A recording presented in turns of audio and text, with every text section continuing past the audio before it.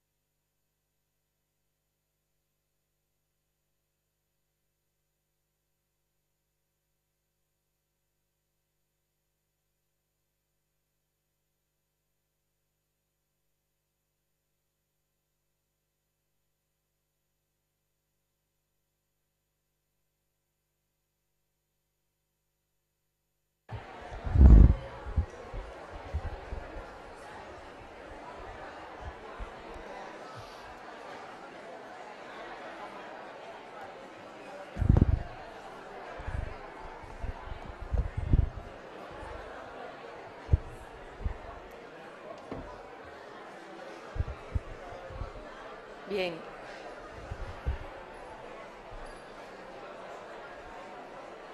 Por favor, queridos compañeros, vamos a empezar.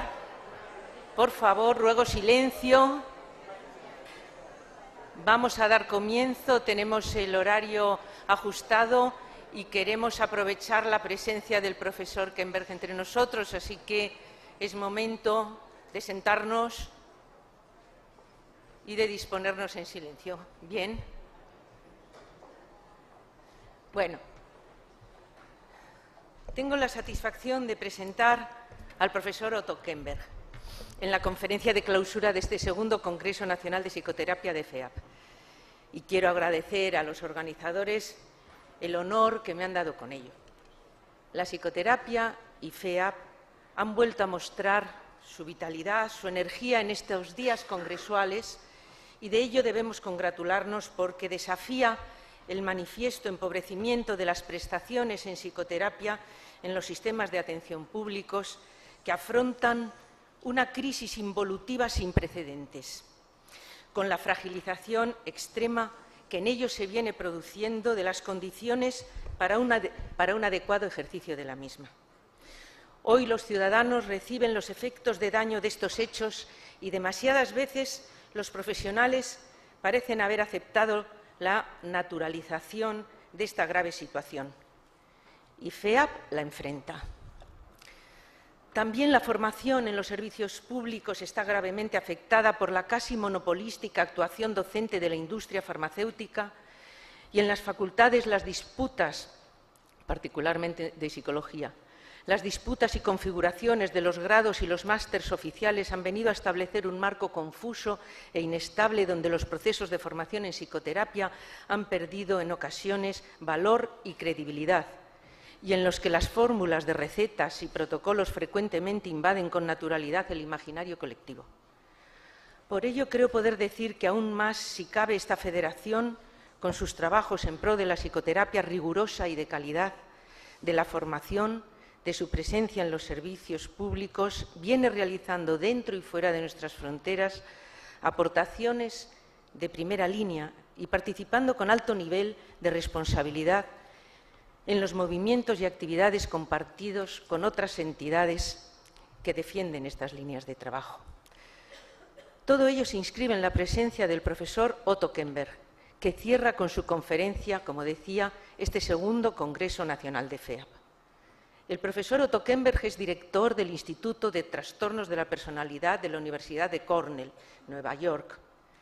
Seguramente estaremos de acuerdo con el hecho de que existe un consenso en el mundillo de la psicoterapia acerca de que no es posible entender el desarrollo actual del diagnóstico y la terapéutica de los trastornos límite de personalidad sin considerar las aportaciones del profesor Kemberg, que ha contribuido de una manera significativa al conocimiento de estos trastornos en general y específicamente de la patología límite, entrando en detalle en las dificultades y retos terapéuticos. Su saber desde la clínica psicoanalítica, su reflexión e investigación, sus propuestas y publicaciones han hecho de su obra una referencia clave, desde luego en el psicoanálisis contemporáneo, pero también en el crecimiento y desarrollo de la psicoterapia. Su capacidad para integrar conceptos, sus aportaciones sobre los cambios en la formación, su creatividad sin renunciar por ello a la profundidad teórico-técnica, y todo ello en el marco de su interés por la clínica psicoterapéutica y la investigación.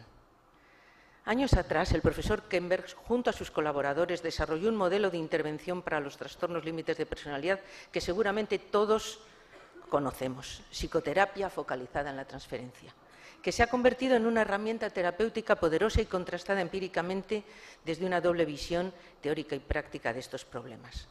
El profesor Kemberg aporta siempre esta doble visión, teórica y práctica, lo que permite examinar en detalle la aplicación terapéutica de los principios teóricos que expone, con un saber clínico de alta profundidad.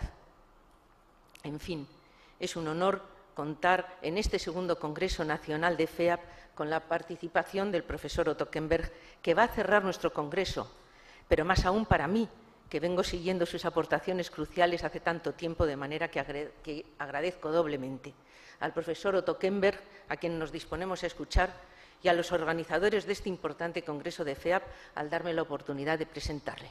Y es el momento de comenzar, el profesor.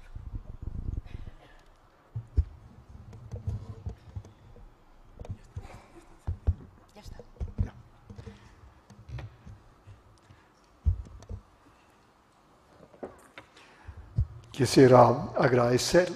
Quisiera agradecerles sus palabras tan afectuosas y al mismo tiempo preguntar si se me oye bien en la última fila.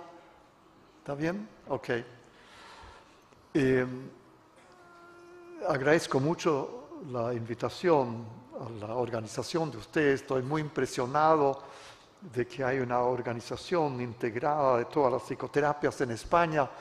En Estados Unidos no hemos llegado a tal punto de armonía, así que esto merece nuestra envidia. Mi envidia, por lo menos. Debo empezar desilusionándolos por el siguiente motivo. Se me pidió originalmente que hablara sobre psicoterapia y ética y comuniqué al doctor Icahn, que tenía esta misión, de que no estaba preparado para hablar sobre este tema, pero estaba preparado para hablar sobre un tema que yo esperaba pudiera interesarles. Es un esfuerzo de nuestro instituto de sintetizar toda la técnica de todas las escuelas psicoanalíticas a unas 4 técnicas fundamentales, definirlas y diferenciar todos los métodos psicoanalíticos desde el punto de vista de modificaciones de una o varias de estas 4 técnicas fundamentales. Y me pareció que esto pudiera ser de interés para los de orientación psicodinámica o psicoanalítica en cuanto a organizar en una forma contemporánea la temática de nuestra técnica, y a los terapeutas de tipo cognitivo-conductuales en términos de saber qué pasa en la casa de al lado, cuáles son las peleas que separan los psicoanalistas entre sí, cuáles son los aspectos esenciales de la técnica psicoanalítica hoy en día. Y quiero decir desde la partida que a mí me parece que tanto las psicoterapias de tipo psicodinámico como las psicoterapias de tipo cognitivo-conductuales son igualmente importantes, tienen su lugar en la terapéutica, en la investigación, en el avance de nuestro conocimiento, y no lo digo aquí por cortesía o política, sino esta es la orientación de nuestro instituto, en que estamos estudiando en forma comparativa qué es lo que ayuda a nuestros pacientes clínicamente y en nuestras investigaciones empíricas. Así que espero que ustedes me perdonen este cambio de tema que han esperado, pero por lo menos una de estas técnicas básicas toca la problemática de ética así que la desilusión no será del 100%. Voy a tratar de limitarme exactamente a 1 hora, que significa 6:45, hora a la cual estoy comprometido a terminar, en medio de una frase si es necesario.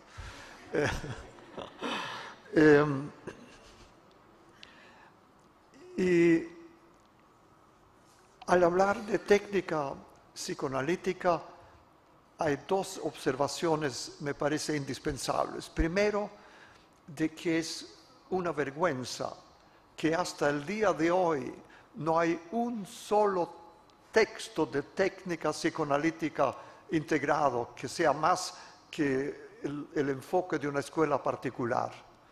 Tenemos un tratamiento con tantas escuelas e institutos y no tenemos un texto integrado de técnica.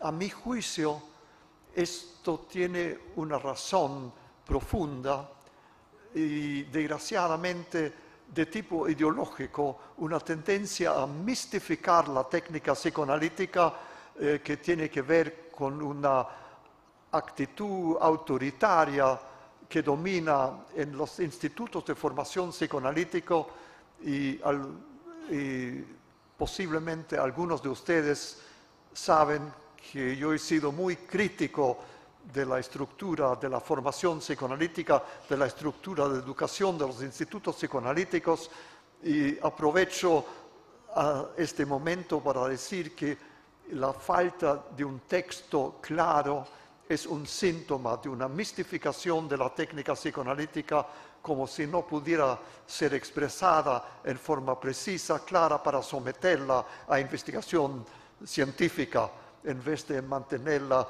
en la seguridad aparente de una vaguedad dominante.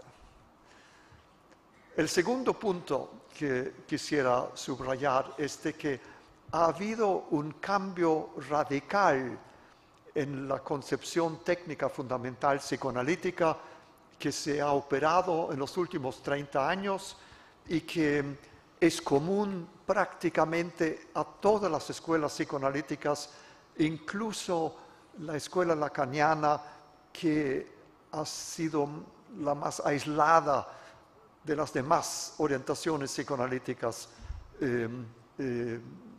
Y me refiero al desarrollo de la teoría de relaciones de objeto como una base teórica de técnica psicoanalítica fundamental común a todas las diversas corrientes. Me explico.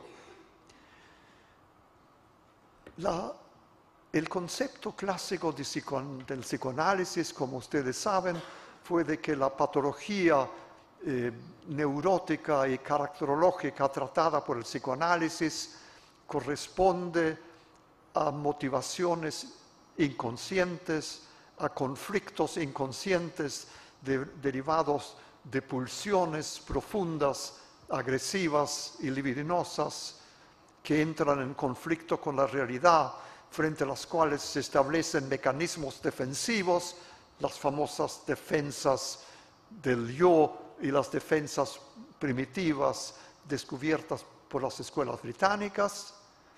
Y en este conflicto entre pulsiones y mecanismos defensivos se establecen los síntomas de los trastornos neuróticos y caracterológicos como formaciones de compromiso entre defensas y pulsiones. Ejemplo, la hiperamabilidad de las personalidades obsesivas como una defensa, una reacción formativa contra impulsos agresivos, constituyendo una defensa contra la expresión directa de impulsos agresivos a través de una exagerada amabilidad, una conducta exageradamente contraria a aquella que estaba siendo reprimida. Esto es la forma más simple en que puedo explicar teoría de técnica clásica. El tratamiento consistiría en la interpretación sistemática de esta defensa y de todas las demás para permitir que las pulsiones profundas surjan, sean aceptadas e integradas en forma adaptativa por el yo maduro del paciente y se resuelve de este modo el conflicto inconsciente y la sintomatología correspondiente.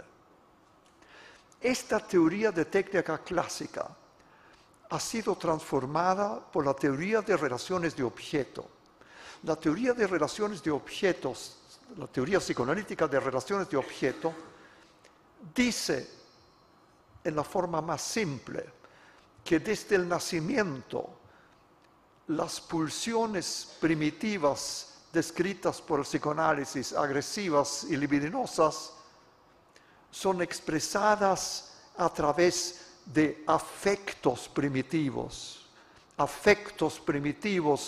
que son sistemas innatos activados desde el nacimiento para proteger la homeostasis del organismo, afectos que impulsan al bebé a expresar estos afectos en el medio que lo rodea, le hace la función materna, la mamá, y expresando los afectos con la mamá, despierta en ellas también en la mamá, en la función materna, disposiciones afectivas correspondientes que van a gratificar las necesidades expresadas a través de la expresión afectiva infantil, es decir, los afectos del bebé se expresan en una relación interpersonal y en esta relación interpersonal o se gratifican o se frustran las necesidades afectivas, es decir, son originalmente estas acciones o son muy positivas o son muy negativas, y en ambos casos estas interacciones interpersonales se internalizan en la forma de memoria afectiva que ahora sabemos por nuestros conocimientos neurobiológicos efectivamente se deposita en ciertas estructuras cerebrales, especialmente el hipocampo, pero no exclusivamente, y que llegan a constituir unidades diádicas primarias de experiencia psíquica. De modo que la vida psíquica empezaría con unidades de memoria afectiva constituida cada una por una memoria de la representación de sí mismo, interactuando con la representación de la otra persona, de la madre, bajo el marco de un afecto dominante. Representación de sí mismo, representación de objeto, afecto dominante que los marca. Esto sería la unidad diádica primaria, positiva en cuanto a afecto gratificador o negativa, afecto negativo, penoso, peligroso, doloroso. Y gradualmente estas experiencias se acumularían y crearían dos sectores principales de experiencia psíquica, un sector positivo con todas las relaciones afectivas positivas y un sector negativo con todas las relaciones afectivas negativas que eventualmente se unirían produciendo al final un concepto integrado de sí mismo y un concepto integrado de las personas significativas con el cual el yo, la persona, interactúa, lo que llamamos la identidad normal, mientras que al mismo tiempo todas estas unidades primitivas determinarían el establecimiento de conductas habituales que llamamos carácter, que corresponden a las expectativas internalizadas de cómo va a reaccionar el medio ambiente, de modo que el carácter es la expresión conductual de la identidad, o si ustedes quieren, la identidad es la expresión existencial, subjetiva, simbólica de lo que el carácter es en cuanto a conducta. Y para complicar cosas más, un poquito más, en todas estas interacciones se internalizan también las expectativas culturales, morales, éticas, las prohibiciones y las demandas de la familia y de la cultura que van a constituir una estructura superpuesta a la identidad y al carácter, lo que en psicoanálisis se llama el superior, el sistema ético integrado. Y si a esto agregamos la capacidad intelectual o cognitiva que radica en la corteza cerebral y que también es un patrimonio hereditario, igual que la activación de afectos y permite control y modulación afectiva, tenemos la personalidad total constituida por la activación afectiva que constituye el temperamento, la reactividad innata del individuo, temperamento, interacción, identidad, carácter, sistema de valores, inteligencia, el conjunto de la personalidad total con un rol muy central de estas unidades primarias de relaciones de objeto internalizadas. Este concepto teórico se refleja en la técnica psicoanalítica en el sentido que desde el punto de vista de teoría de relaciones de objeto, ya no hablamos de pulsiones y mecanismos defensivos. Lo que son las pulsiones son en realidad relaciones de objeto internalizadas que tienen una función pulsional en el sentido de gratificar necesidades fundamentales, agresivas, sexuales, dependientes, de modo que no tenemos pulsión pura, sino relaciones de objeto con una función impulsiva. Y no tenemos defensas puras tampoco, sino relaciones de objeto con una función defensiva constituidas a su vez por representación de sí mismo y representación de objeto. Déjenme ilustrar esto con un ejemplo práctico para que se entienda mejor. Recuerden el caso de la personalidad obsesiva que les mencioné. Actitud hiperamable, defensa contra agresión. Ahora pensaríamos que es mejor describirlo del siguiente modo. El individuo obsesivo activa inconscientemente una relación de objeto defensiva, viéndose a sí mismo como un niño bueno, obediente, sumiso frente a un padre poderoso que debe ser respetado y obedecido, manteniendo una relación ideal con este padre todopoderoso a través de un sometimiento en la forma de hiperamabilidad. Esa es la defensa. Y esto está dirigido contra una relación de objeto reprimida, profunda, contraria. Un niño enfurecido, enfrentado con un padre sádico, violento, destructivo, que hay que derrotar para no ser derrotado a su vez. O sea, tanto defensa como pulsión son estructuras de relaciones de objeto internalizadas. Lo que significa que en la técnica psicoanalítica ya no analizamos pulsiones puras, defensas puras, sino relaciones de objeto activadas en la relación terapéutica. La relación terapéutica paciente-terapeuta como el escenario en que las relaciones inconscientes, impulsivas y defensivas se activan, se repiten, pueden ser analizadas, resueltas.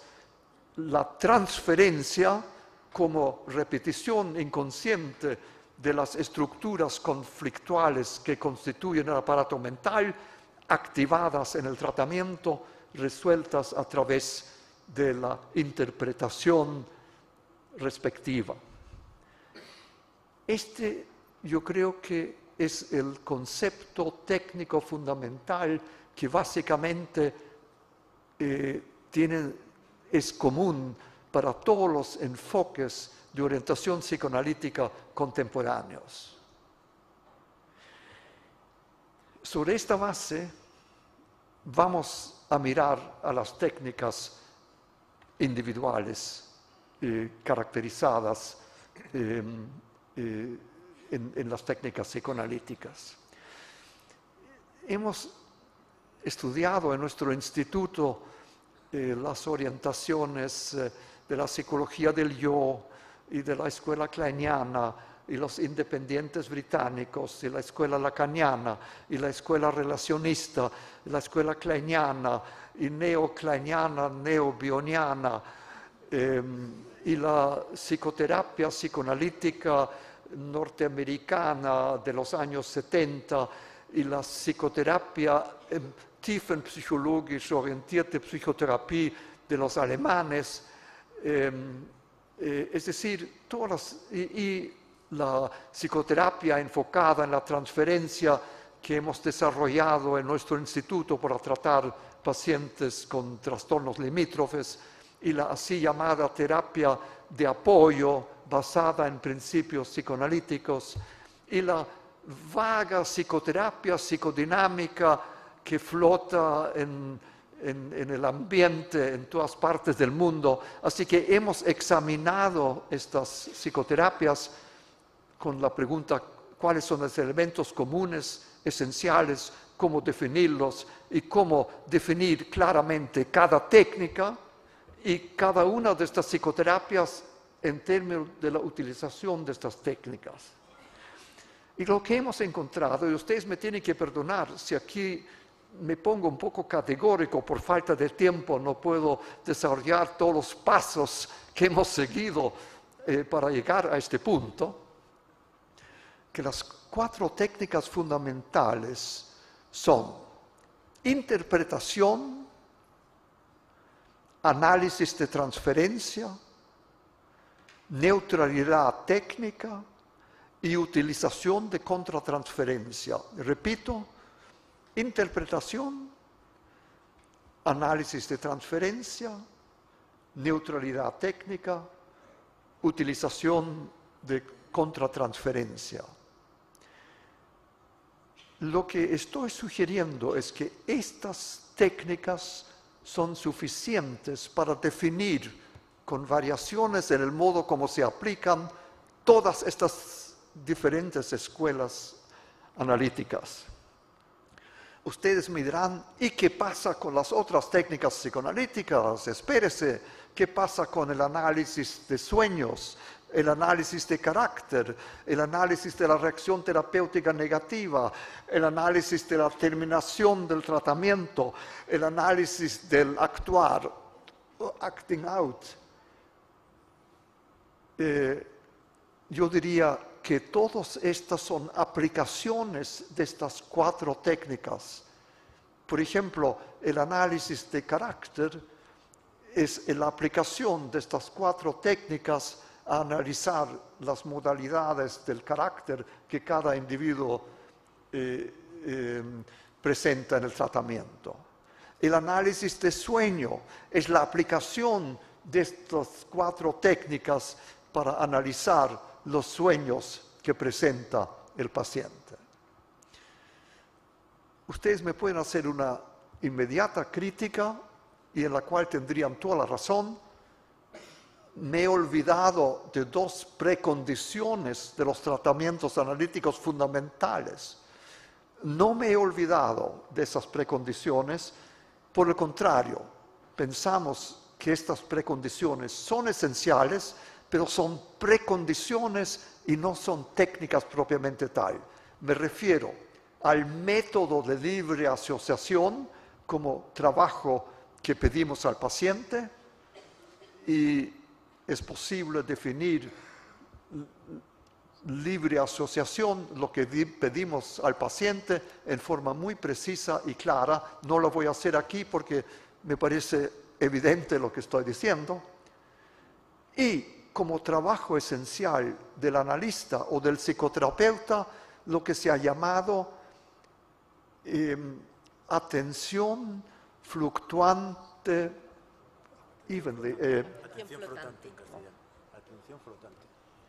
atención flotante, falta una palabra ahí, flotante uniformemente, evenly. Atención flotante uniformemente. No me suena bien en castellano, pero tengo la traducción más exacta. Evenly floating attention. Esta definición de evenly floating attention es, sin embargo, controversial, porque, por lo menos en una escuela psicoanalítica, la escuela neobioniana, basado en un concepto de Bion, se ha llevado a un extremo.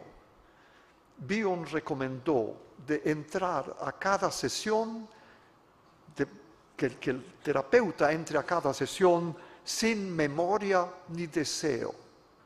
Es importante analizar sin memoria ni deseo. Y él se refiere sin memoria en el sentido de no tener una teoría ya prehecha antes de la sesión, y uno ya viene con un prejuicio sobre qué es lo que quiere hablar con el paciente. Ir a la sesión sin tal preconcepción y sin deseo, en el sentido, sin querer mover el paciente en una dirección u otra, sino estar atento a lo que se va a desarrollar espontáneamente en la sesión para captar los procesos inconscientes que van surgiendo en la sesión. Esta posición de Bion significa una radicalización de la atención flotante. Es una posibilidad para el análisis clásico propiamente tal, con 3 o 4 o 5 sesiones por semana en pacientes con una estructura relativamente normal o neurótica, es decir, pacientes que tienen una buena integración de identidad, en contraste con los pacientes con patología grave de carácter o con graves trastornos de personalidad que sufren de difusión de identidad, de una falta de integración del sector positivo y negativo de las experiencias tempranas, y que tienen problemas tan graves en su vida que una atención flotante bioniana sin memoria ni deseo puede entrar en un conflicto grave con un paciente que está en un lío salvaje, en un peligro de echarse a perder la vida, echarse a perder estudios, trabajos, sobrevivencia social, económica, matrimonio, en que no nos podemos dar el lujo de estar sentado tranquilamente, dejando que surja el inconsciente en la sesión mientras Roma arde. Porque uno de los problemas que tenemos es que pacientes con patología grave nos exigen una atención de lo que pasa en su vida externa, más allá de lo que sucede en las sesiones. Y la teoría psicoanalítica tradicional no se ha preocupado demasiado de esta situación, se ha limitado al tratamiento de los pacientes que pueden estar tranquilamente en sesiones a través de meses y años sin que haya un peligro inmediato de su vida externa. En este sentido, la realidad de la patología nos ha obligado a empezar a mirar de nuevo a las teorías psicoanalíticas. O sea, con la reserva de que la atención flotante pudiera tener limitaciones en los casos más graves en que arde Roma. En general, la función del terapeuta es esta atención flotante en casos ideales sin memoria ni deseo, y el paciente debiera obtener información detallada, clara y precisa de lo que es libre asociación, de cómo hacerla y de cómo el terapeuta le va a ayudar a aprender a hacerlo a través del tiempo. Esta es la precondición, es la situación normal, entre comillas, es decir, es la situación de norma que establecemos para tratar pacientes dentro de una psicoterapia psicodinámica, sea psicoanálisis o psicoterapia de orientación psicoanalítica o psicoterapia de apoyo basada en teoría psicoanalítica. Ahora me voy a las 4 técnicas fundamentales. Interpretación.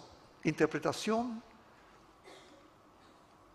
se define como el establecimiento de una hipótesis sobre contenidos o significados inconscientes que se manifiestan en el contenido manifiesto de la sesión. Interpretación es una hipótesis de un significado inconsciente activado en este momento, hipótesis que puede ser cierta o falsa y que tiene que ser confirmada o desconfirmada a través de la evolución del paciente una vez que está formulada esta hipótesis. Interpretaciones tienen fases. Primera fase, aclaramiento. Aclaramiento no significa que uno le aclara nada al paciente, sino esclarecer lo que el paciente nos está diciendo. El esclarecimiento de lo que el paciente nos comunica es la primera fase de interpretación. Eso significa, cuando no entendemos algo, preguntamos. Y preguntamos todo lo que necesitamos hasta que entendemos lo que el paciente nos dice. Nuestra función no es adivinar lo que significa lo que el paciente dice. Nuestra función es saber exactamente hasta dónde el paciente se da cuenta por qué está diciendo lo que está diciendo. Segunda fase de interpretación, confrontación. Confrontación no es confrontación política, es el señalar de manera con tacto aspectos de la conducta no verbal del paciente en la sesión que nos llama la atención. La combinación de esclarecimiento de lo que el paciente dice y confrontación con lo que manifiesta sin darse cuenta, nos da la información que viene del paciente, todo lo que viene de la conducta del paciente y nos viene encima en la sesión. Tercera fase de la interpretación, el establecimiento sobre una hipótesis del significado inconsciente de lo que hemos observado, esclarecido, confrontado en el aquí y ahora. Es una interpretación de un significado potencial en el aquí y ahora. Y último aspecto de interpretación, una hipótesis de cómo los aspectos inconscientes que hemos descubierto en el aquí y ahora se relacionan con un inconsciente del paciente en el pasado. Fíjese que esto significa que no interpretamos nada del pasado que no haya pasado por el esclarecimiento de aspectos inconscientes del presente, con el fin de evitar las intelectualizaciones vacías típicas de muchos tratamientos psicoanalíticos, en que el analista tiene todo tipo de teorías y se las impone al paciente. En un sentido estrecho, solo el descubrimiento de aspectos inconscientes presentes constituye una llave potencial hacia el pasado inconsciente.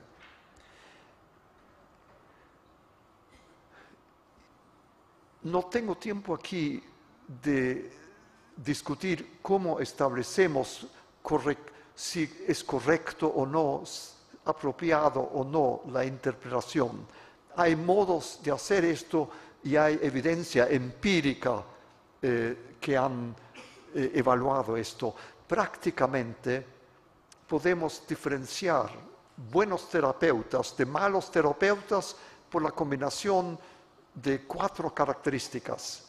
La claridad con la que el terapeuta formula sus hipótesis, la relevancia de esas hipótesis con lo que está ocurriendo en las sesiones de este momento, la rapidez con que establece estas hipótesis en vez de perder el tiempo, y la profundidad con la cual llega a aspectos inconscientes.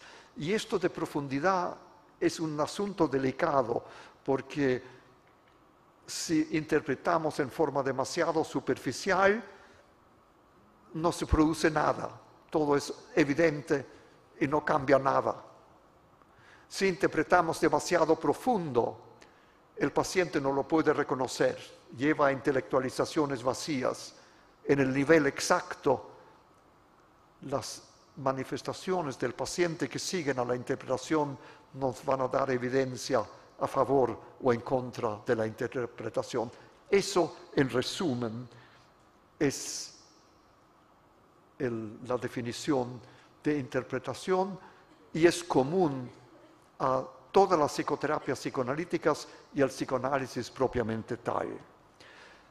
Diferencias de interpretación, la más importante es la frecuencia de la interpretación y la rapidez con la cual las interpretaciones son introducidas al tratamiento. La escuela lacaniana y francesa interpreta en forma muy escasa, usan interpretaciones estratégicamente, muy de vez en cuando con el fin de remover profundamente al individuo y después ver lo que pasa. En el lado opuesto, la escuela kleiniana interpreta desde la primera sesión, pam, pam, pam, pam, una después de otra. Exagero un poquito, pero ustedes deben conocer el chiste sobre el paciente del analista kleiniano que llama al analista y dice: oiga, perdóneme, me quedé dormido, voy a llegar unos 20 minutos atrasado, pero ¿por qué no empieza de todos modos? Así que frecuencia de interpretación es una diferencia entre las escuelas, pero yo creo que está produciéndose un acuerdo de que mientras más severa la patología, es importante que la frecuencia sea más abundante, porque pacientes utilizan libre asociación para escapar de temas dolorosos, saltarse de un tema al otro, y es necesario pescarlos rápidamente. A veces hay caos y no sabemos qué diablo interpretar de todas las cosas que pasan. Regla fundamental, generalmente aceptada: interpretamos aquello que es afectivamente dominante. Dominancia afectiva determina intervención. ¿Cómo sabemos qué es afectivamente dominante? Lo sabemos combinando lo que aprendemos de esclarecimiento de lo que el paciente nos dice, de confrontación de la conducta no verbalizada y contratransferencia, sobre la cual vamos a hablar en unos minutos más. La combinación de información de comunicación verbal, no verbal y contratransferencia nos da lo que es afectivamente dominante y determina intervención interpretativa. hay evidencia empírica de que las interpretaciones transferenciales son positivamente efectivas en los tratamientos psicoanalíticos comparando terapias más y menos interpretativas. Las interpretativas son más efectivas. Me refiero a los trabajos de Hoagland y a los trabajos de nuestro instituto sobre TFP. Análisis de transferencia, el segundo factor técnico. ¿Qué es la transferencia? La transferencia es la repetición inconsciente en el aquí y ahora de conflictos patógenos del paciente que vienen del pasado de él. Mientras más importante los conflictos subyacentes a la patología que estamos tratando de tratar, más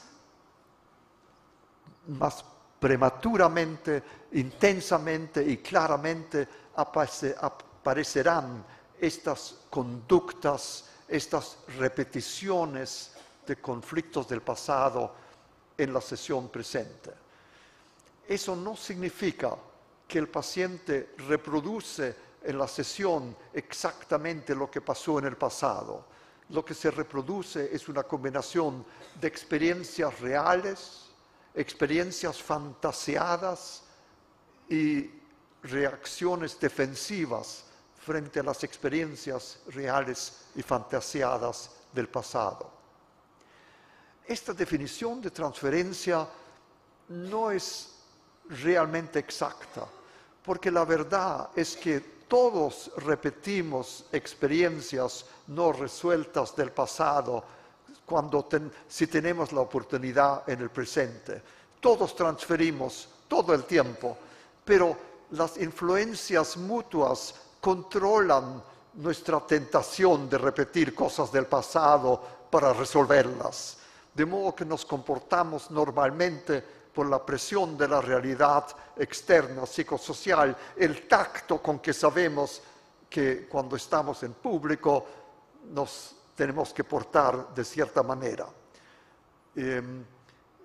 Esto está hermosamente ilustrado en esta caricatura del sabio profesor con larga barba que entra a un ascensor, el ascensor se cierra y el profesor salta. Cuando se abre de nuevo la puerta, muy seriamente sale para afuera. Es una magnífica ilustración de la tentación transferencial y de la tentación que todos tenemos de ser un poco locos en la privacidad de nuestra vida personal. Lo que pasa con los pacientes es que construimos, como ya lo dije, una relación normal, es decir, una norma según la cual el paciente tiene que hacer libre asociación y nosotros escuchamos y aclaramos y preguntamos. Es decir, definimos la relación terapéutica del modo como queramos definirla, lo que constituye aquella normalidad que enseguida se va a romper por las tentaciones transferenciales del paciente, porque el terapeuta va a tolerar dentro de ciertos límites que el paciente se manifiesta como quiera. Y el análisis de manifestaciones defensivas, de relaciones defensivas, tiene por objeto aumentar la libertad del paciente de mostrar sus relaciones de objeto más profundas. Todo esto va muy bien en el análisis estándar. En las psicoterapias psicoanalíticas con pacientes muy graves tenemos que poner límites. Y límites porque si se transgresan esos límites se destruye el tratamiento. Prohibimos a nuestros pacientes de atacarnos físicamente, de destruir objetos en nuestra consulta, de desnudarse o atacarnos sexualmente, de de impedir, de gritar de forma tal que nadie más puede trabajar en el mismo piso. Todo esto son límites muy concretos que tenemos que establecer en el caso de pacientes muy graves y que nos permiten tratar a pacientes muy graves que realmente son rechazados por psicoanalistas que se especializan en tratar pacientes menos graves. Dentro de estos límites, el paciente es capaz de manifestar sus expresiones transferenciales de amor, de odio, de dependencia, y podemos analizar tanto las defensas. Les doy un ejemplo muy típico: una mujer en psicoterapia que pasa toda la hora bajándose el vestido, y el vestido se le sube por encima de las rodillas y lo baja de nuevo y se le sube y lo baja y pasa toda la hora preocupado, eso hora tras hora. Es normal que las mujeres se arreglen los vestidos, pero aquí hay una conducta claramente problemática. Y cuando la examinamos cuando aparece afectivamente dominante. No desde la primera hora nos damos cuenta, pescamos una transferencia. No, esperamos hasta que en la relación esta conducta, por alguna razón, aparece central. Y entonces examinamos la conducta, no le decimos, mire, usted está con impulso de desnudarse para seducirme sexualmente. Porque lo que pasa enseguida es que la paciente se va y no vuelve nunca más. Le decimos al paciente o a la paciente, me llama la atención que usted tenga que bajarse el vestido constantemente, porque me doy cuenta que es una cosa normal que las mujeres lo hagan, pero usted lo hace 100 veces en un tiempo en que posible otras mujeres lo hagan 3 veces. Se puede dar cuenta de eso, le llama la atención. Es decir, vamos de la superficie muy gradualmente a los diversos niveles de esta problemática. A esto me refiero cuando digo, no hay que quedarse ni en la superficie ni ir demasiado profundo, demasiado rápido. Muchas veces solo aprendemos a través de experiencia cuál es el nivel exacto. Entonces, interpretamos la transferencia cuando es afectivamente dominante, y mientras más grave la patología del paciente, más tempranamente llega a ser dominante. Un paciente viene a la primera sesión, le explico libre asociación, el paciente se levanta, saca uno de mis libros que tengo en una hilera, me dice, ¿me permite? Quiero pedirle prestado este libro, me interesa leerlo. Primera sesión, es una conducta no totalmente inapropiada, pero un poco extraña. Y yo le digo al paciente, no, yo prefiero que usted deje ese libro ahí y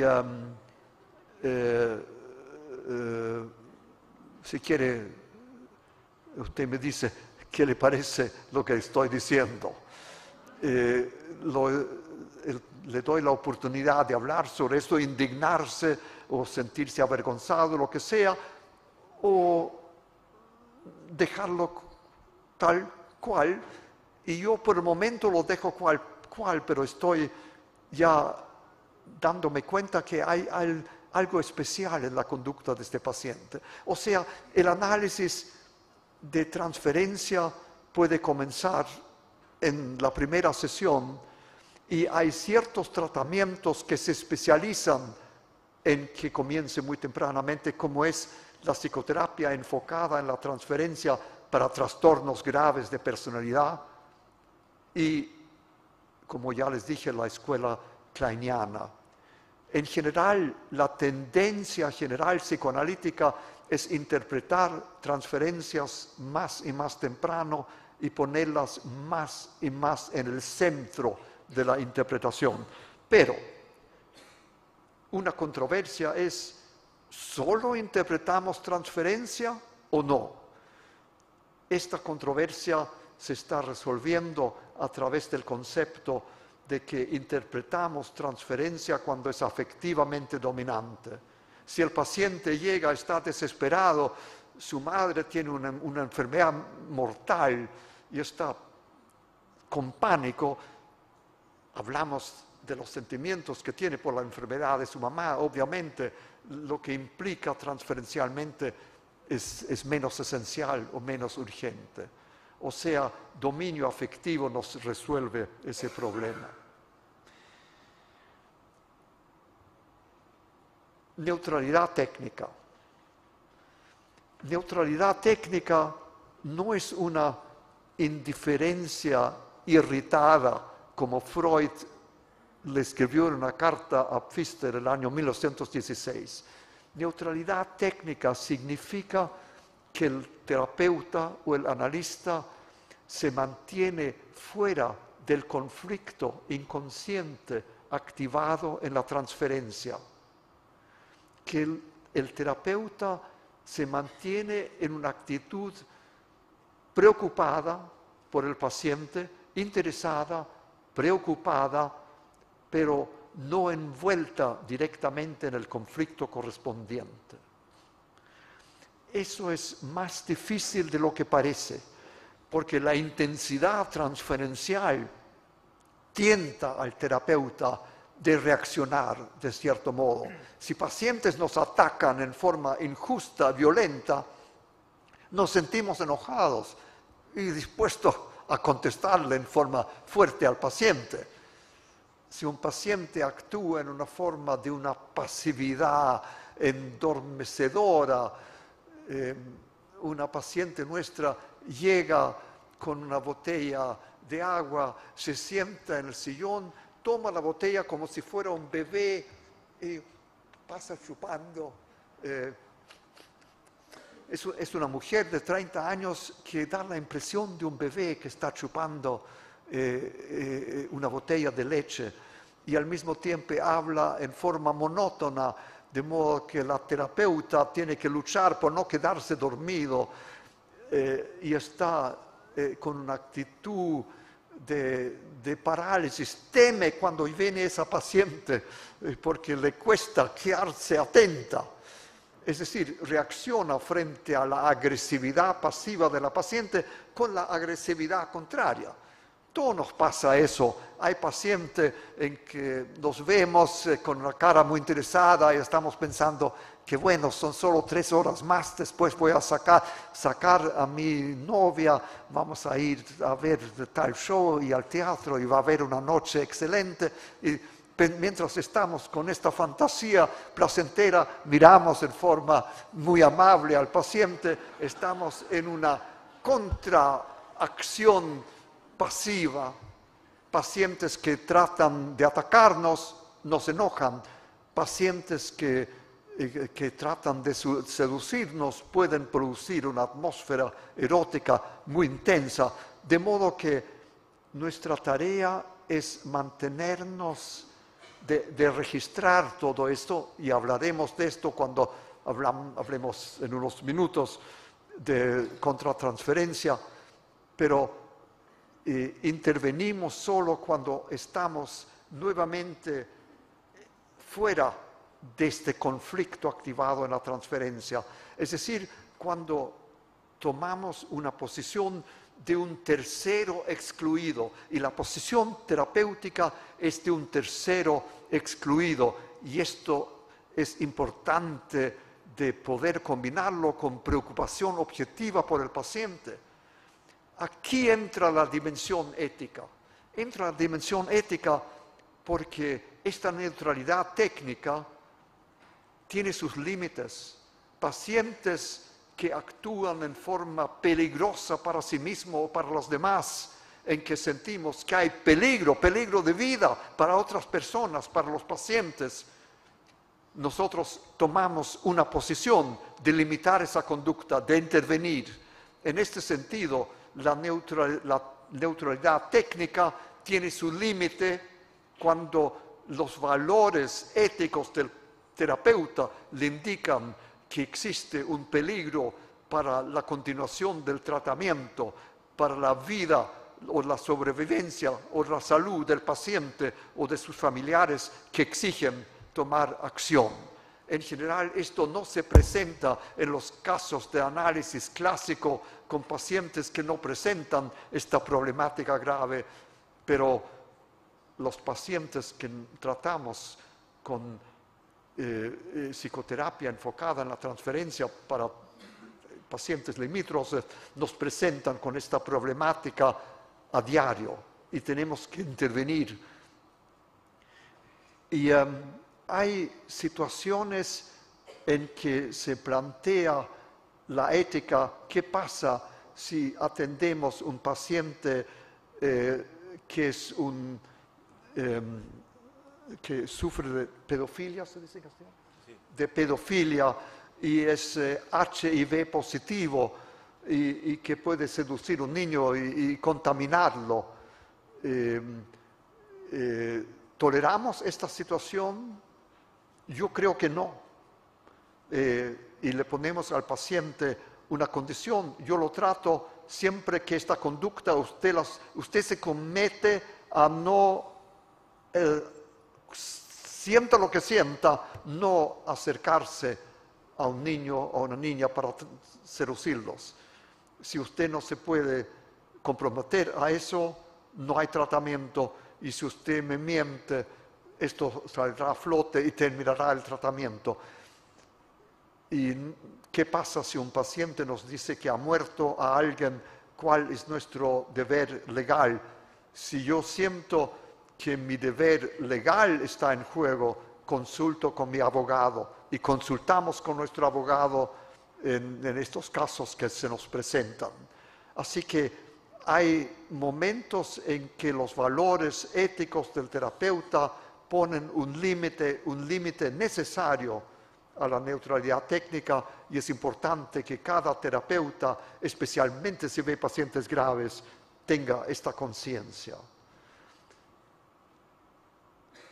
Hemos desarrollado técnicas en que tratamientos analíticos, en que el analista o el psicoterapeuta tiene que abandonar la neutralidad técnica para proteger el tratamiento, o el paciente o la familia abandona la neutralidad técnica, y cuando hacemos eso nos dedicamos en los días y las semanas que siguen de reinstaurar la neutralidad técnica, analizando los motivos por los cuales tuvimos que salirnos de esta neutralidad técnica, de modo que los tratamientos graves, neutralidad técnica fluctúa en vez de ser permanente, como puede ser en los tratamientos de análisis clásico para pacientes de estructura neurótica.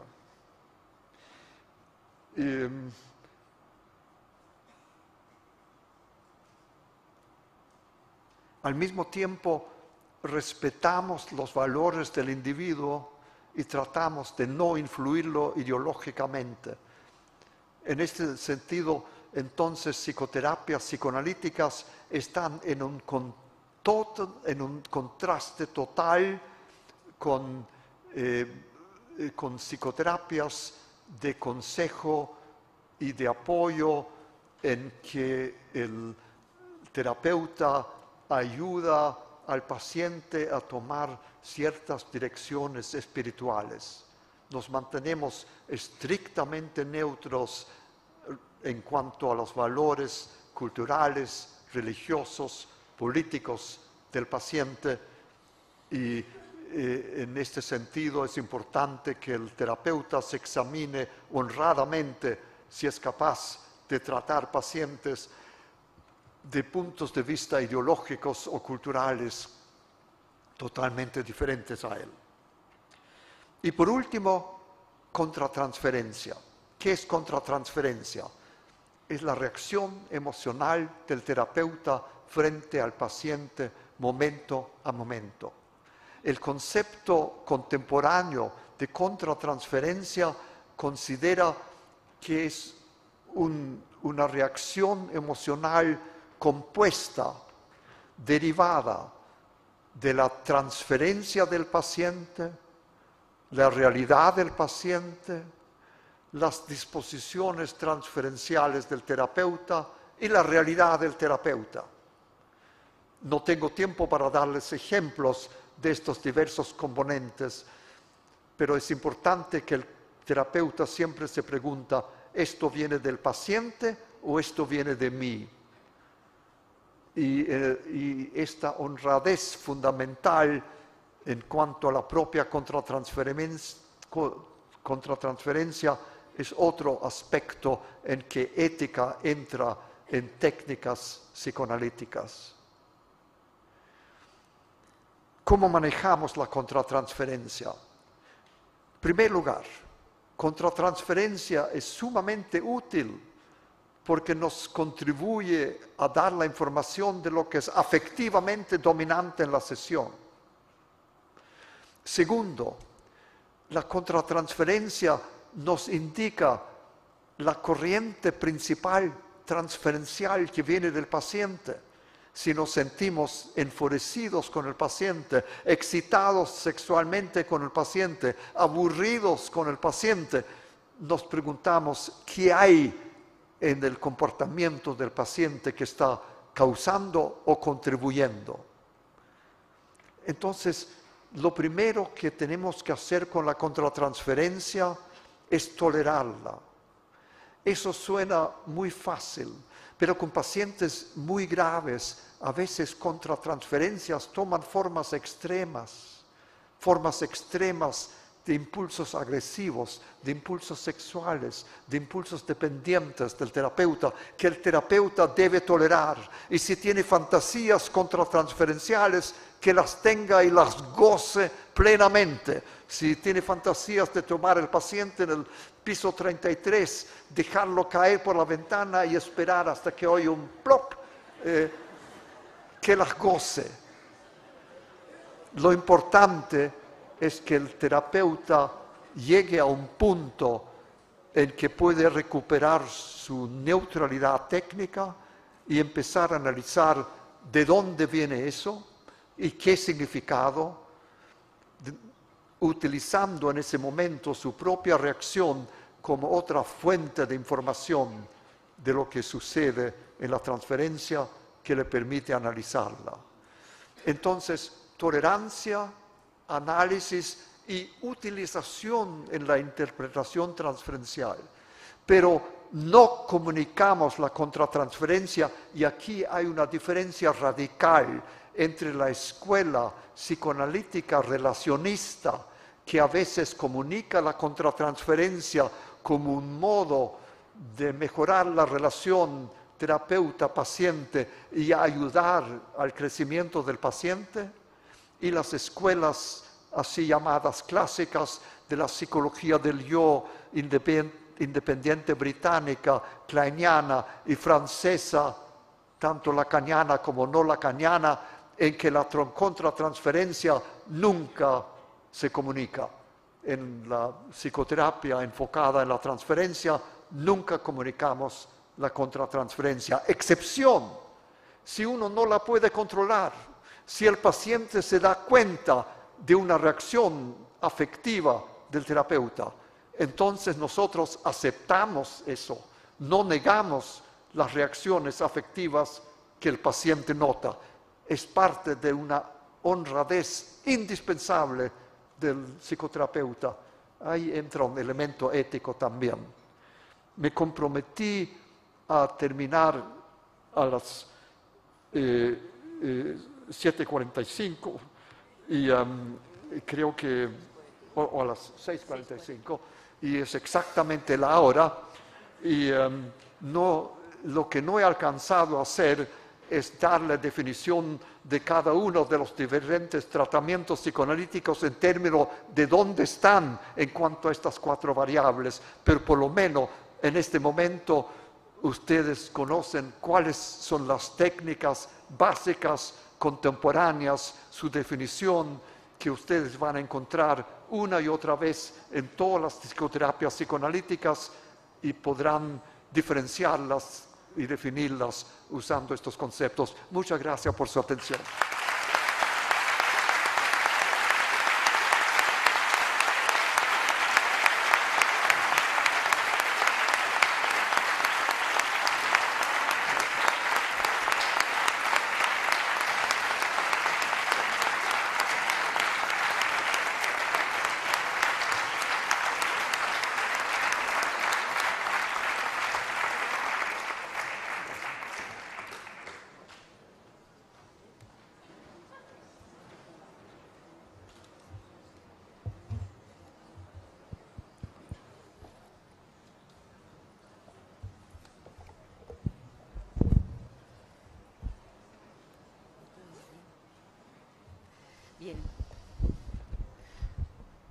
Bien, pues es el momento de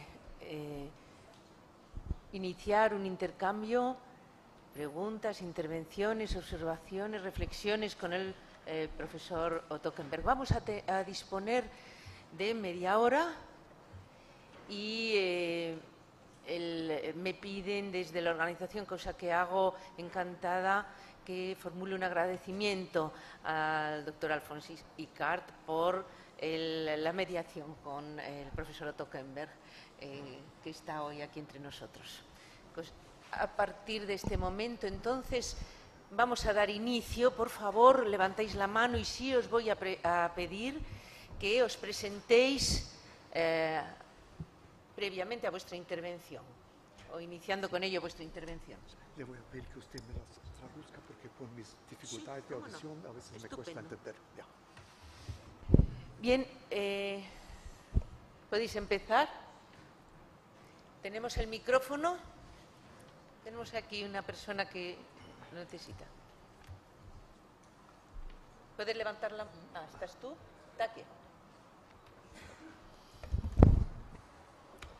Sí, ante todo, darle las gracias al doctor Kemper por esta excelente conferencia que nos ha brindado con una total claridad y con la seguridad que da el conocimiento y la experiencia de todos los años de trabajo y de investigación que él posee. La pregunta mía es muy puntual, es un tema que me interesa mucho y es, ¿qué lugar le otorga a usted, doctor Kemper, dentro de la teoría de la técnica del psicoanálisis propiamente dicho, digamos, y las psicoterapias psicoanalíticas, a las interpretaciones de las así llamadas transferencias laterales o transferencias extraanalíticas? Muchas gracias.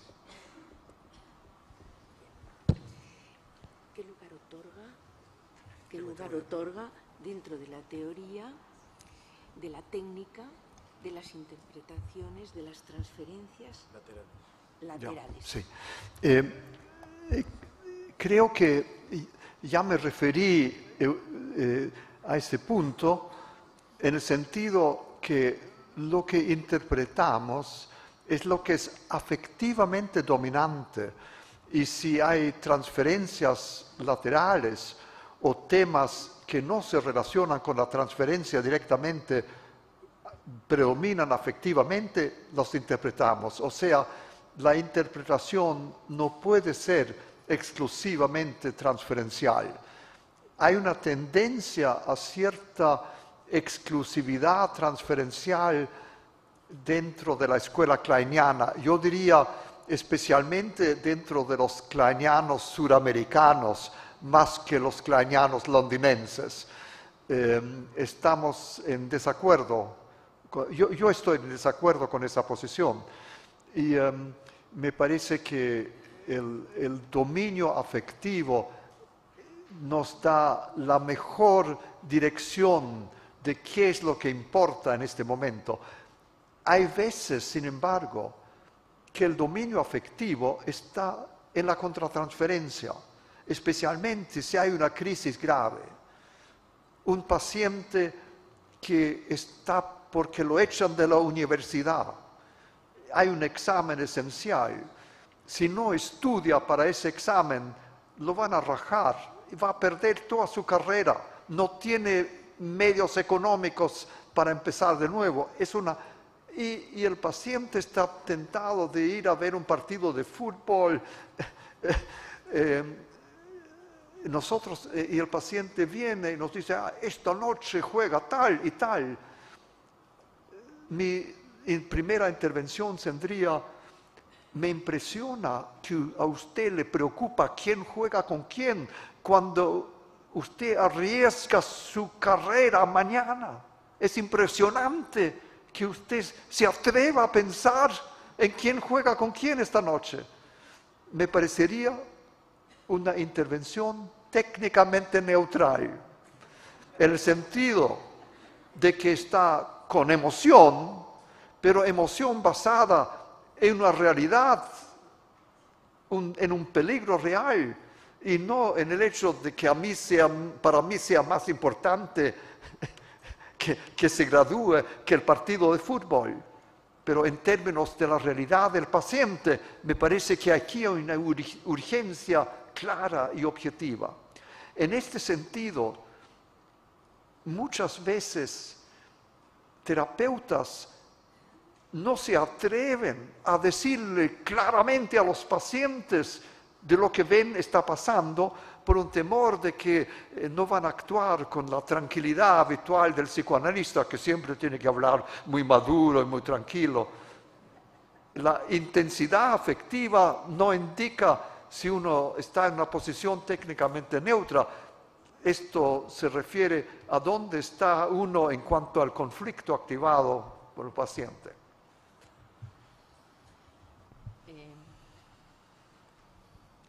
Buenas tardes. Mi nombre es Carlos Rodríguez Sutil. Quería preguntarle primero darle las gracias por la magnífica exposición con gran claridad. Me doy por satisfecho de haberle podido escuchar a usted hoy. Esto será un recuerdo duradero. Quería preguntarle una cuestión que ha expuesto al principio. La frase sería más o menos: no trabajamos con la pulsión, con las pulsiones, trabajamos con los objetos. Yo entiendo quizás los objetos interiorizados. Mi pregunta sería: ¿en qué se diferenciaría esto de la afirmación del propio Freud, que decía que no se trabajaba propiamente con las pulsiones, sino con el representante de las pulsiones, lo que en alemán se dice Vorstellungsrepräsentanz, si no lo he dicho mal del todo? Y luego, en relación también con esto, usted, que es gran conocedor de la obra de Ronald Fairbairn, autor sobre el que ha escrito varios trabajos, ¿qué opina de la propuesta de Fairbairn respecto a que la libido no busca el placer, sino la relación con el objeto? Es decir, lo que busca la libido es el objeto, no el placer. Gracias.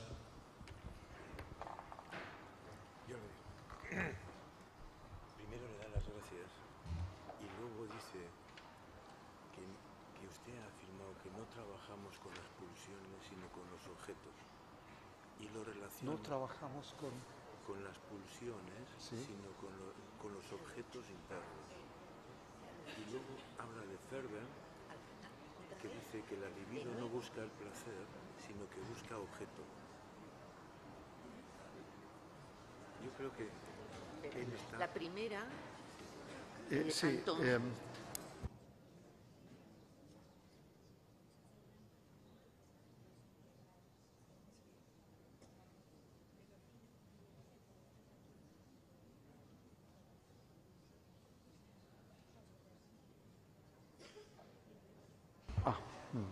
Ya.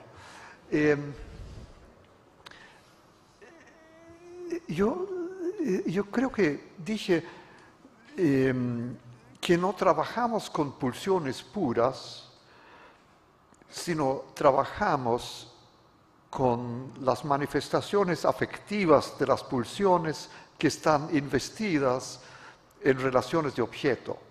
Trabajamos simultáneamente con relaciones de objeto y con los afectos que caracterizan estas relaciones y representan las pulsiones. Yo creo que la separación artificial entre objetos y pulsión no corresponde a la realidad. Todos los todos los afectos envuelven una relación de objeto y todas las relaciones de objeto que tienen importancia psicológica envuelven afectos. Por supuesto que hay un problema teórico. ¿Cuál es la relación última entre pulsiones y afectos? ¿Qué pasa con la teoría pulsional de Freud? Déjenme recordarles que Freud formuló su teoría de pulsiones antes de que se supiera nada de la teoría de afectos modernos. Freud pensó que la libido se originaba en las zonas mucosas de la periferia del cuerpo, en la zona oral y anal y genital. No tenía idea de la función de la testosterona, de la función de la oxitocina, de los sistemas afectivos. No se puede culpar a Freud de eso, por supuesto. Él hizo una teoría puramente psicológica y sumamente inteligente, porque es cierto que en el plano psicológico siempre hay conflictos entre deseos positivos de dependencia, eróticos, de amor por un lado y de odio, envidia, temor, disgusto de todo lo que representa agresión por el otro. O sea, Freud intuyó este conflicto básico entre amor y odio, pero él no sabía que el origen de todas estas reacciones son sistemas afectivos, genéticamente determinados, neurobiológicamente activos en diversas zonas límbicas, y por lo tanto la teoría de pulsiones de Freud tiene que reformularse completamente. Los analistas no pueden evitar eso. Y por eso no hablo de pulsiones puras, porque las pulsiones son entonces el resultado último de la organización de las relaciones de objeto internalizadas que forman la personalidad. Lo que tenemos en el origen son sistemas afectivos, y sistemas afectivos que desde el nacimiento se envuelven en relaciones de objeto. O sea, relaciones de objeto y las raíces afectivas de las pulsiones siempre van juntos. Y esta separación, nos interesan las relaciones de objeto o las pulsiones, es una discusión que me parece está empezando a ser anticuada. Hay todo un movimiento de neurociencia psicoanalítica, especialmente fuerte en los Estados Unidos y en Alemania, que está tratando de reformular la teoría psicoanalítica a través de una integración de conceptos neurobiológicos y psicodinámicos. Tuve la oportunidad de hablar esta mañana sobre las relaciones neurobiológicas de la teoría de objeto. No tengo tiempo de hablar de esto aquí, pero yo creo que toda esta polémica, si lo que buscamos son relaciones y no placer, o si lo que buscamos es placer y no relaciones, está empezando siendo artificial. Buscamos relaciones placenteras y tratamos de evitar relaciones traumatizantes. De hecho, a veces se nos complica la película y empezamos a buscar relaciones penosas y dolorosas, que ya es parte de la patología que hay que analizar. Una persona muy importante en esta discusión ha sido un psicoanalista francés, André Green, que estudió el modo de pensar de Freud. Lo interesante de André Green es que no estudió las conclusiones de Freud, sino su modo de pensar.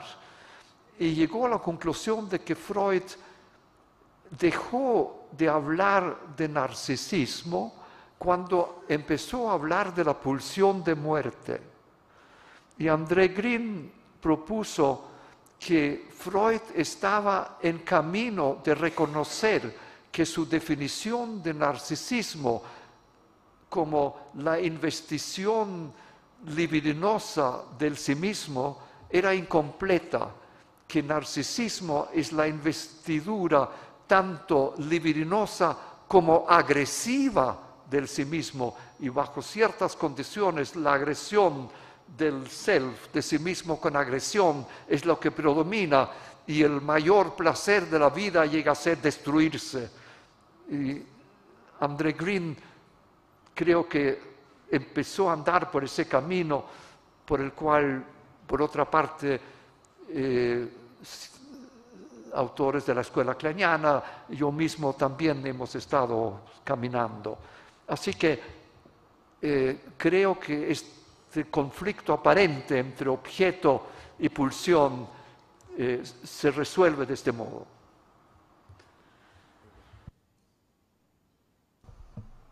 Bien.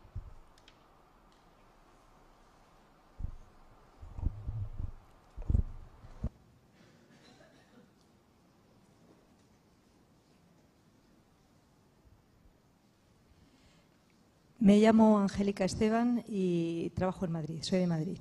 Quería preguntarle qué le parece el trabajar con el análisis de las defensas. Trabajo en un centro público en el que la posibilidad de ver a los pacientes es de tarde en tarde, y a mí me parece muy útil el poder trabajar con factores de realidad externa y con señalarles, ayudarles a los pacientes a hacer conscientes sus propios mecanismos inconscientes, sus propias defensas, para salir de un circuito automático inconsciente que les dificulta mucho encontrar otras salidas más sanas y más adecuadas en la relación con lo externo. Quería preguntarle qué le parece.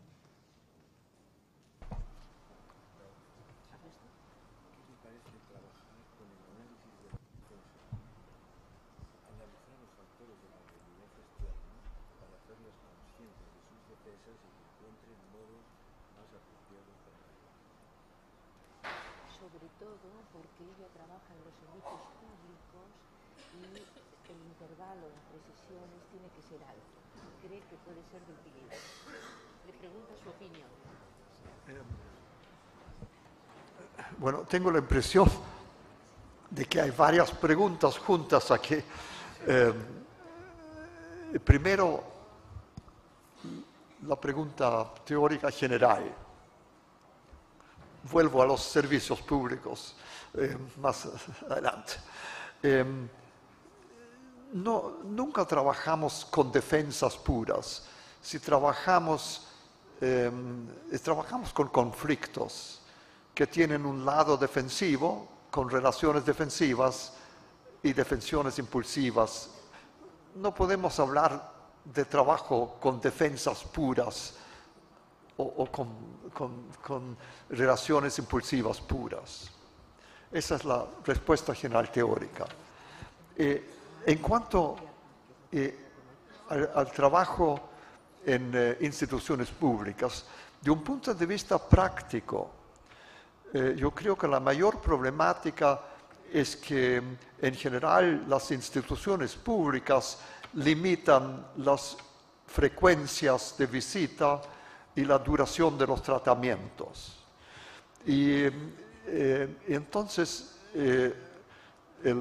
la temática es, por un lado, qué podemos, desde un punto de vista de terapias dinámicas, qué podemos ofrecer a pacientes de un punto de vista psicodinámico, de orientación psicoanalítica, que puede confortarse con la frecuencia, digamos, de una sesión por semana, que es la predominante en los servicios públicos.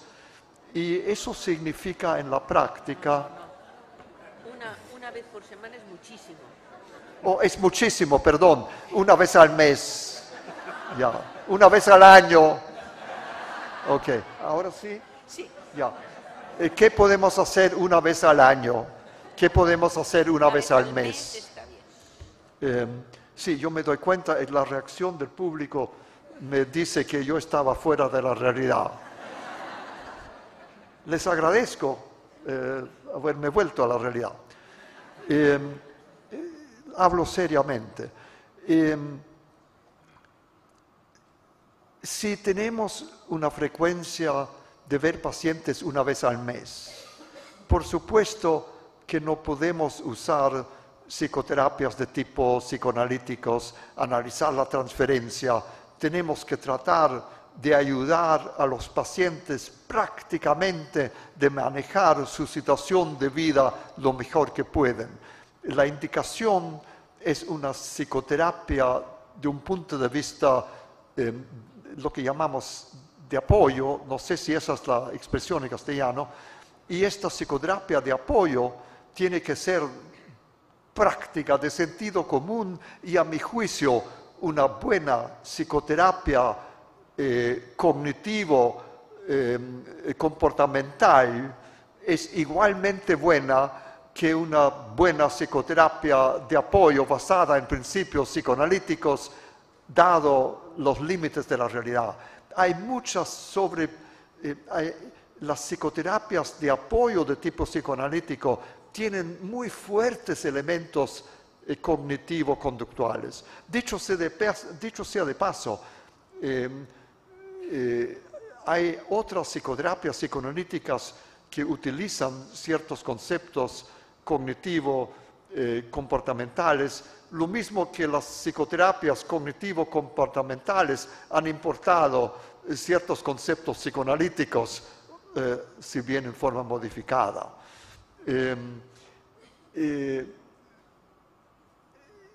Yo creo que una psicoterapia, digamos, si uno puede hacer una psicoterapia de una sesión por semana, si esa alta frecuencia es posible de usar ciertos elementos psicoanalíticos para comprender las reacciones transferenciales, no con el fin de resolverlas analíticamente, sino de respetarlas y ayudar al paciente a obtener un mejor equilibrio entre reacciones defensivas e impulsivas.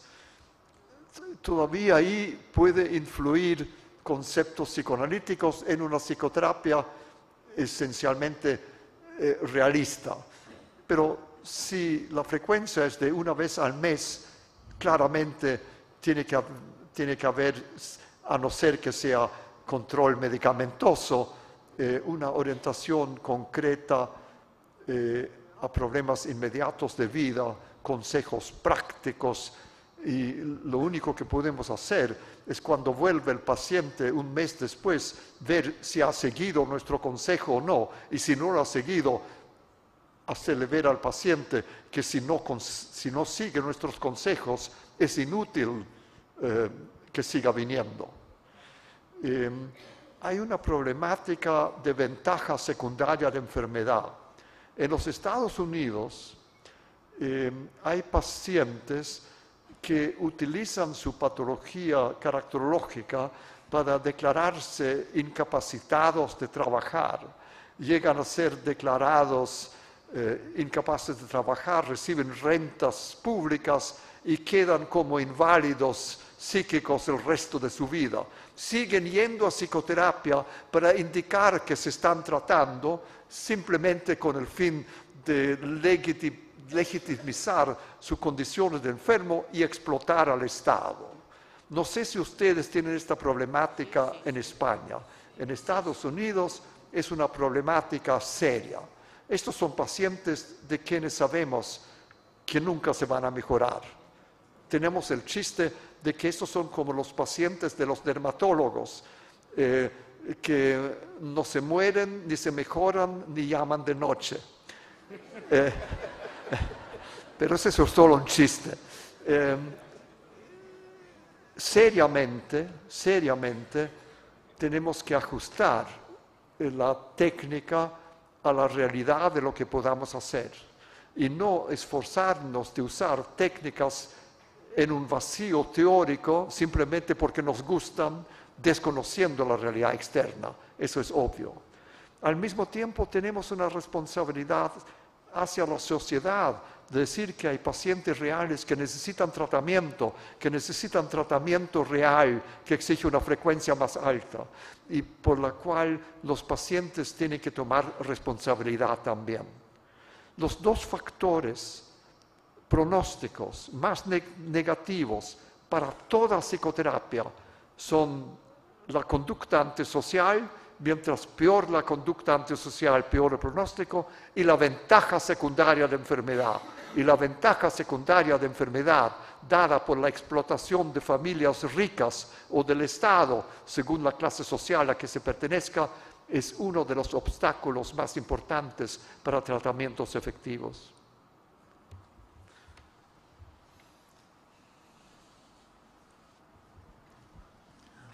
Hola, muchas gracias. Soy Manuel Hernández de Bilbao. Le agradezco mucho la participación. Querría, si es posible, que hablara un poco más sobre su posición actual con respecto a las conductas antisociales, con respecto al narcisismo maligno y conocer si ha cambiado o no su actitud o su posicionamiento ante estos tratamientos.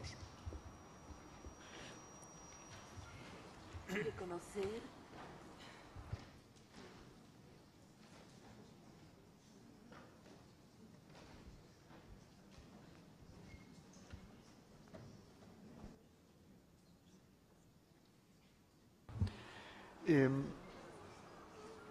no sé si ha cambiado significativamente. Le puedo decir lo que estamos pensando en este momento en nuestro instituto. En todos los pacientes, todos los casos con pacientes con conducta antisocial, pasiva o pasivo parasitaria o activa hostil, establecemos un diagnóstico diferencial y tenemos una pauta clara, desde lo más grave hasta lo más leve. Lo más grave de todo son las esquizofrenias pseudopsicopáticas, rarísimas, que solo se ven en la psiquiatría forense. Los veo yo en hospitales especializados en enfermos mentales peligrosos. No hablo de esos casos, que exigen hospitalizaciones crónicas y no son casos de psicoterapia. Enseguida tenemos las estructuras antisociales, la personalidad antisocial en sentido estrecho. La personalidad antisocial en el sentido estrecho tiene pronóstico cero para la psicoterapia. Todo el mundo está de acuerdo con eso. Eso es cierto hasta para niños con estructura antisocial, si estudiamos muy cuidadosamente la casuística de los casos que mejoran, que en realidad no fueron estructuras antisociales propiamente tal. Uno podría, esto todavía es controversial, pero yo creo que la gran mayoría de los psiquiatras infantiles que tienen oportunidad de ver esos niños estarían de acuerdo.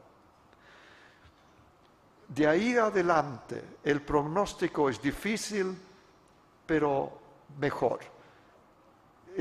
Personalidad con narcisismo maligno no tiene mal pronóstico si se trata bien y en forma eficiente. Quizás estamos más optimistas de esos casos. El síndrome de narcisismo maligno definido por la combinación de estructura narcisista, conducta antisocial, tendencias agresivas egosintónicas y tendencias paranoides. Ese síndrome, pensamos, con una estructura social adecuada, tiene tratamiento si bien está en el límite. Siguiente grado, estructuras narcisistas con conducta antisocial, sin cumplir propiamente el síndrome narcisismo maligno. Buen pronóstico. Enseguida, otros trastornos graves con conducta antisocial, mejor pronóstico. Estructuras neuróticas con conducta antisocial, muy buen pronóstico.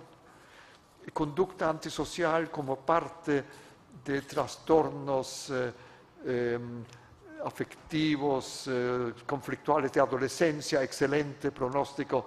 Lo mismo el llamado síndrome disocial de los miembros de pandillas antisociales, muchas veces dirigidas por una personalidad antisocial, pero los seguidores con diversos grados de problemas, uno saca a estos muchachos de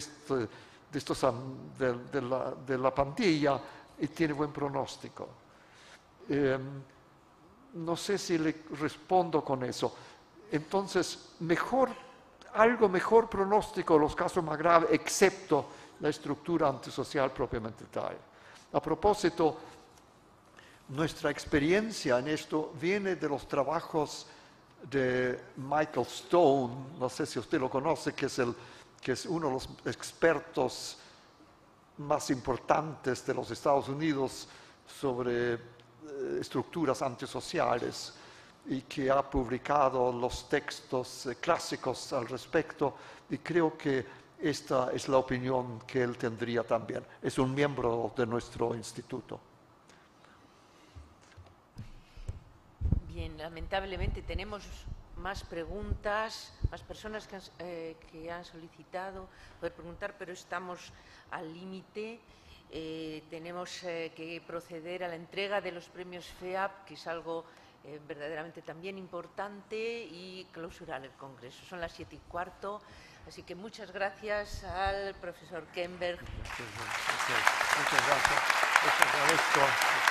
Gracias por su atención.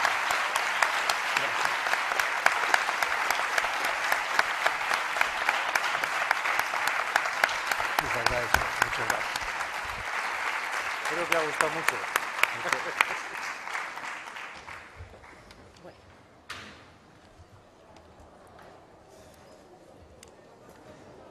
Esto, él me dejó este Sí, libro. sí.